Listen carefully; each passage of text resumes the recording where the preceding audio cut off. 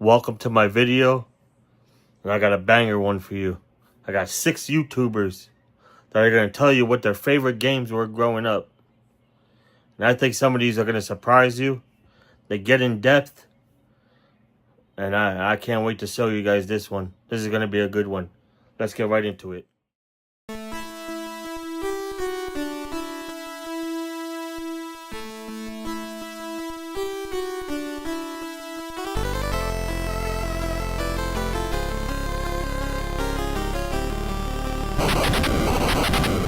So one of my favorite childhood memories growing up with a video game, man, there's so many different ones that I could choose from this list, man. You got so many great experiences that I had from. There's one experience, man, it's called Couch Co-op, where you sit down and you just play together in one room, man. Such a great experience. And that one game, man, one of my longtime friends since 6th grade, we go back. That game is Mutant League Football. And if you haven't played Mutant League Football, it's a game like no other. You got your Blitz, you got your NBA Street, all that, your NBA Jam, but man, Mutant League Football brought a different type of excitement. Mutant League Football was a parody game stuffed full of violence. You had players exploding, landmines across the field, skeletons, robots, aliens, and of course, mutants. Think NFL Blitz. Some unique gameplay mechanics even included bribing the refs and calling plays such as kill the quarterback. Stadiums had their own personality and creativity. Mutant League Football was a unique blend of over-the-top violence, humor, and arcade football. The game went on to sell over 1 million copies and spawned its own cartoon that aired from 1994 to 1996 with over 40 episodes. Now the violence was toned down to give it a more kid-friendly vibe. Definitely check it out if you have. What's going on, guys? It's your boy Rad Bash Gaming. Special shout out to my buddy Jerry for having me on this video. So now we're supposed to talk about what our favorite game was growing up.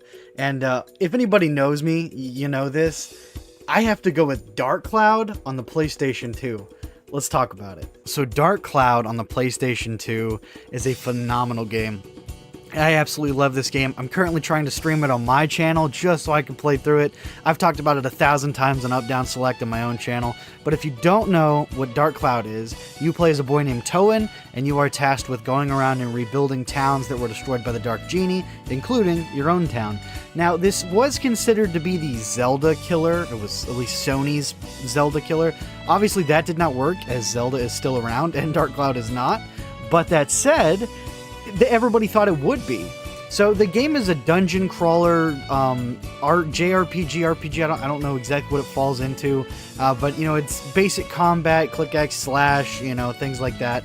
You do get special abilities. You do get a team built, so you get a roster. So very similar to the Final Fantasy games, you can build a team of heroes who go on you with this quest.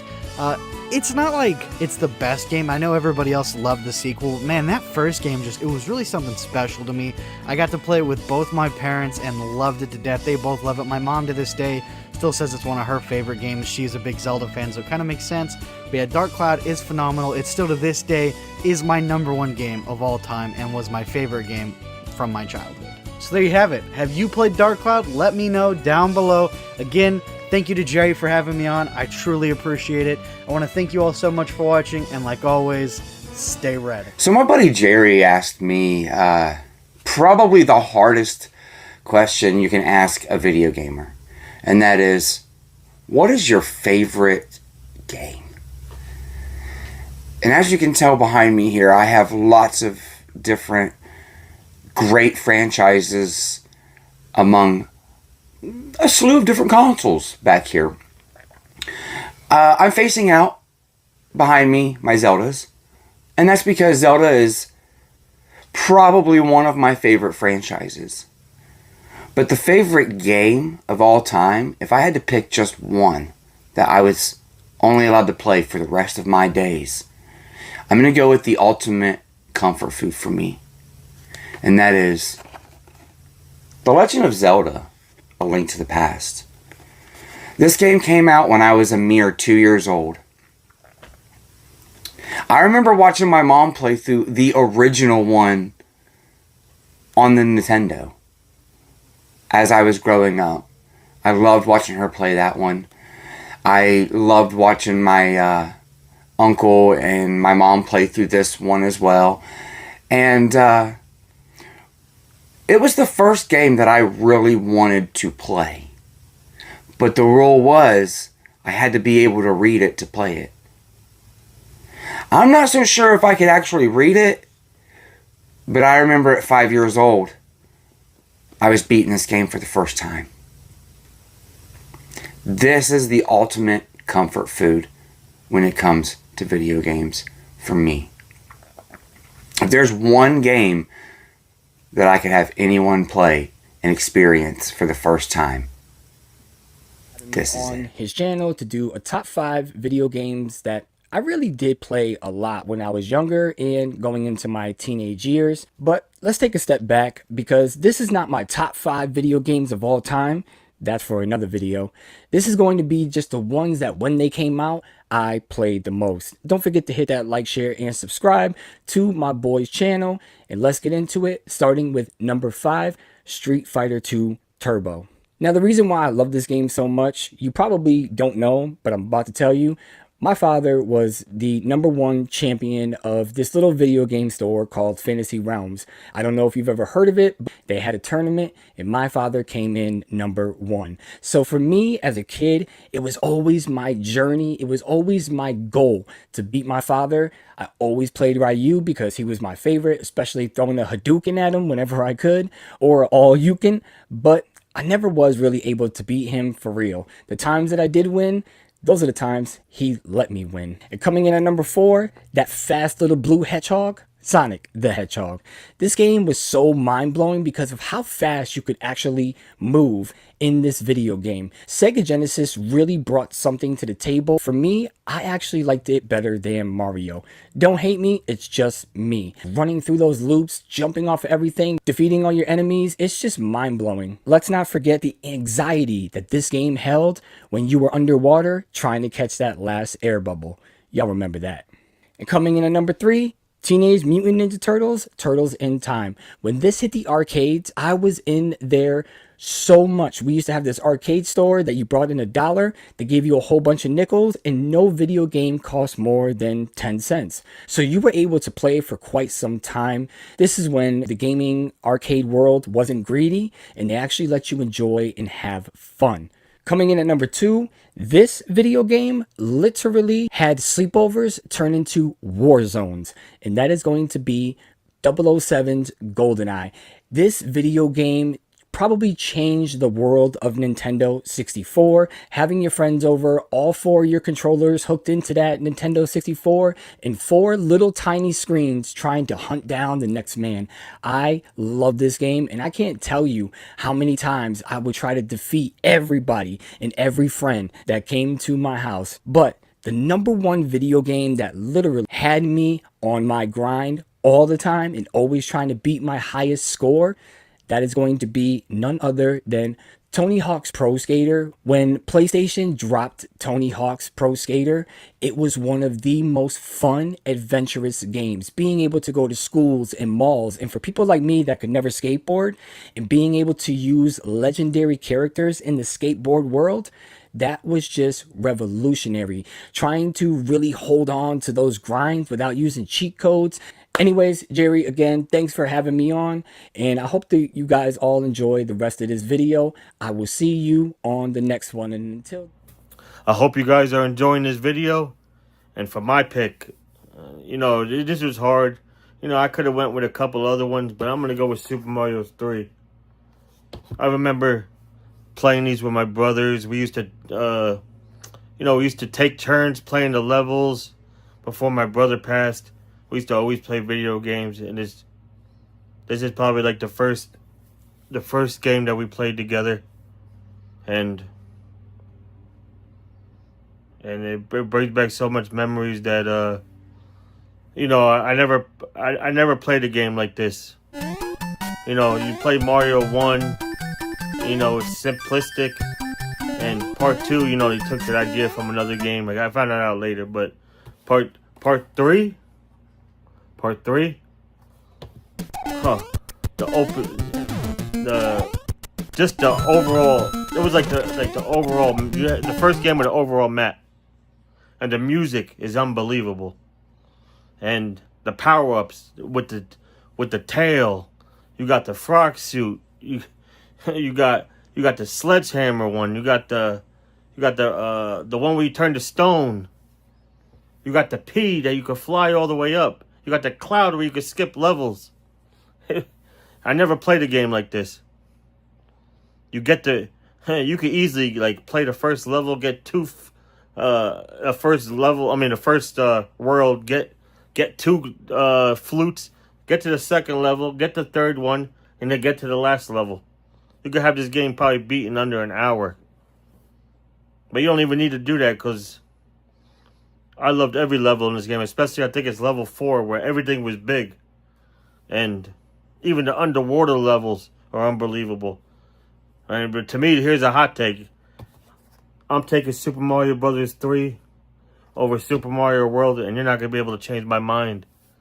I just think they made Super Mario World too easy. You had to work for your lives in this one. You had to, you had to do a lot to beat this game. It was a lot harder to beat that game than me.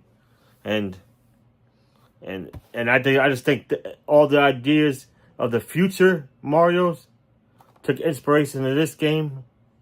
And like I said, me and my brother played this on repeat. To me, this is the ultimate Mario game. And to be honest, this might be the last Mario game to me where it actually felt like a Mario game. Right?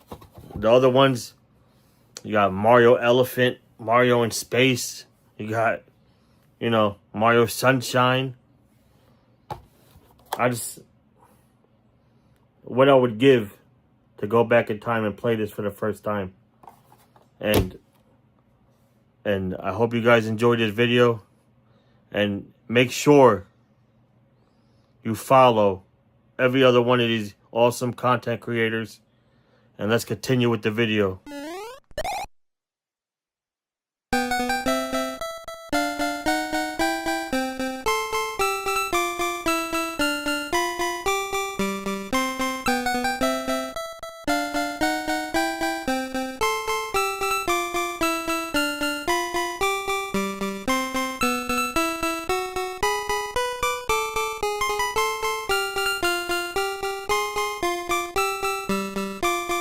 Gears of War 5, the OG and Xbox 360. That's one of my favorite games of the last 20 years. Along with so many other games, it was hard to pick. I love Mass Effect, Halo, the Halo collection, Rock Band.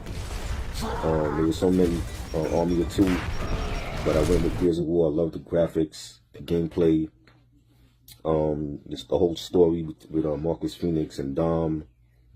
They taking on the Horde, and you gotta face the Queen of the Horde in Part 3, but she does show up in Part 2, but you don't get to face her till Part 3. But I think it's one of the best titles on Xbox 360 all time. Phenomenal. I got Gears 1, Gears 2, Gears 3, Gears 4. I don't have 5, and Part 6 is dropping out this year or next year, but that's one of my favorite games of the last 20 years. I hope, Jerry, salute to you. Of the middle shelf was this, right over here. This box art right on over here. And I remember my eyes were just glued onto it. I could not take my eyes off of it. I wanted to just reach out and grab it, and I did.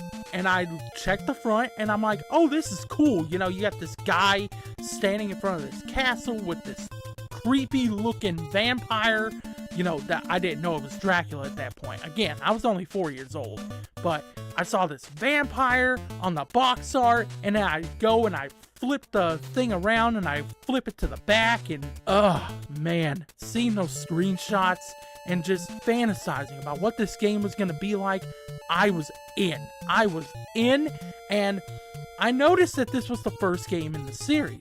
So I decided, you know what? This has to be a series, right? I have to not just get this. I have to get more. So I did get 2 more Castlevania games, and I will go into those whenever I get to those respective games, but we're just talking about CV1 right now.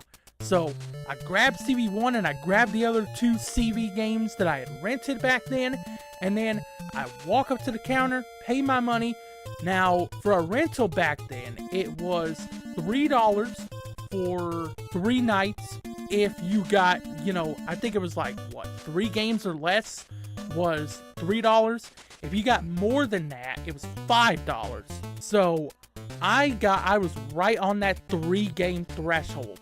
Okay, well, it applied to both games and movies. So I was right on that 3 game threshold. So it was $3 for 3 nights. Got it on a Friday, and I remember now the way it worked at this rental store. It was called Movies to Go. The way it worked here was the boxes themselves would be on the shelf. You go, you get it off the shelf, you take the box there, you take your money, you put the money down, then they would give you the game in a generic plastic clamshell case, okay? Now, they would just give you the game if that's what you wanted to do, but if you wanted to read the manual like I always used to, you had to tell them, hey, put a manual in there, put the manual in there if you've got it.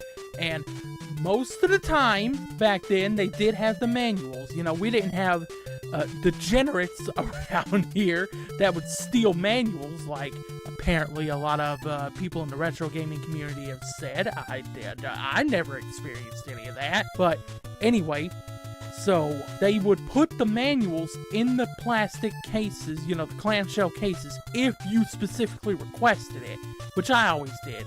So I get my 3 games in their respective cases with the manuals, and I walk on out of that store.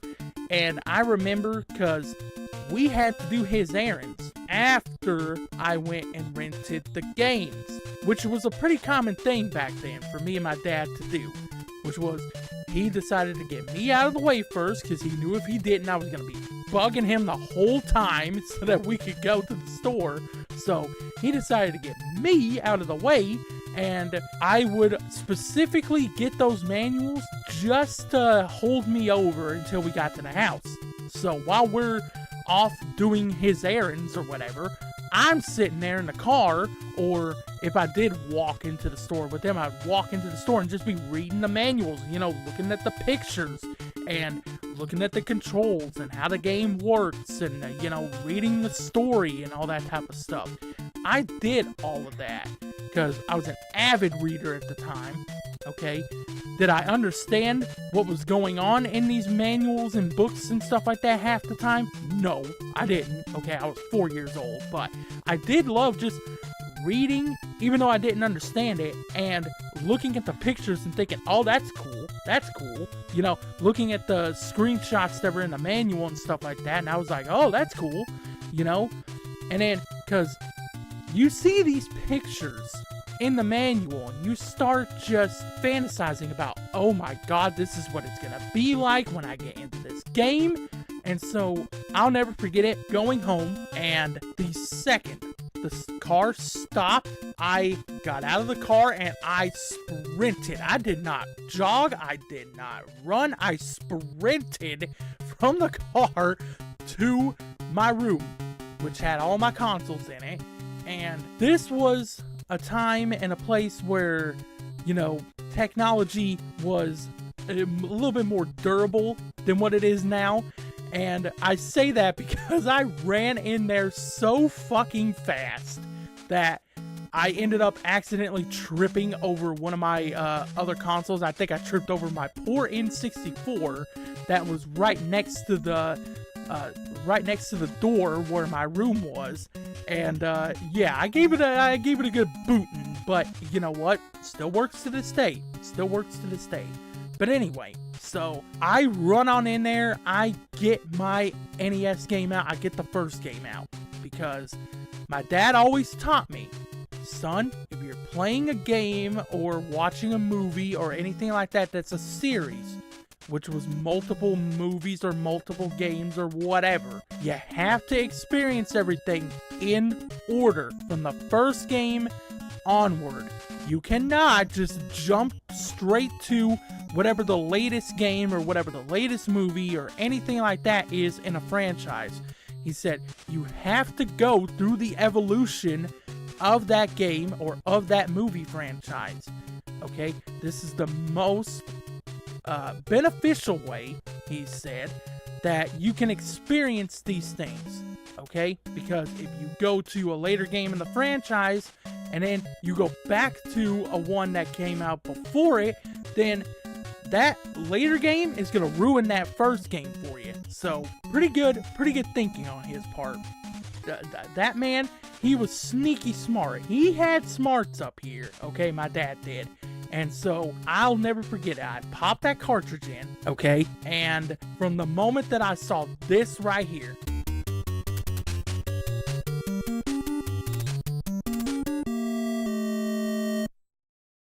I was hooked for life.